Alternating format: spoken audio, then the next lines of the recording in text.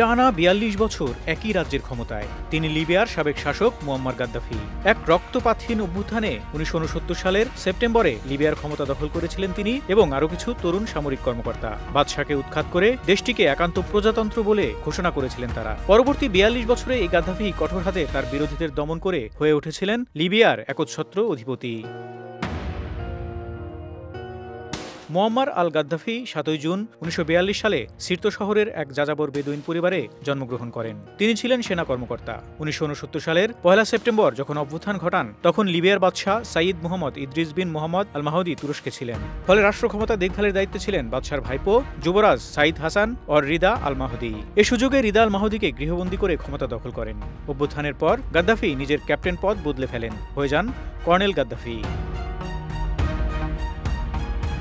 গাদ্দাফির শাসনের ৪ দশকে আফ্রিকা ও এশিয়ার বিভিন্ন দেশের অভিবাসী শ্রমিকদের কাছে লিবিয়া ছিল লোভনীয় কর্মক্ষেত্র। দেশটিতে গিয়ে তখন বিপুল অর্থ আয় করা যেত। গাদ্দাফির আমলে লিবিয়া অনেক বেশি তেল সমৃদ্ধ দেশে পরিণত হয়। তবে গাদ্দাফির ৪২ বছরের শাসনে বিরোধী মতের উপর ব্যাপক দমন-পীড়নের অভিযোগ রয়েছে। এছাড়া ত্রিপোলির প্রাসাদে আটকে শত শত নারীর উপর যৌন নির্যাতনের অভিযোগও রয়েছে তার বিরুদ্ধে।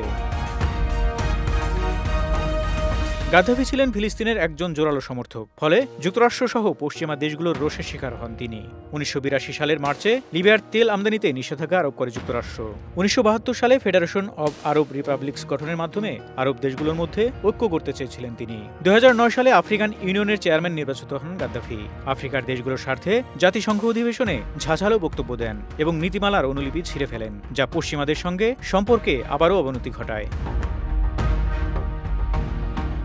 ২০১১ সালে শুরু হওয়া আরব বসন্তের ছোঁয়া লাগে লিবিয়াতেও। গাদ্দাফির কিছু ভুল ও অদূরদর্শিতার কারণে আরব রাষ্ট্রগুলোর বিশ্বাসঘাতকতায় এবং পশ্চিমা রাষ্ট্রগুলোর ষড়যন্ত্রে লিবিয়ায় বিপ্লব রূপ নেয় সহিংস গৃহযুদ্ধে।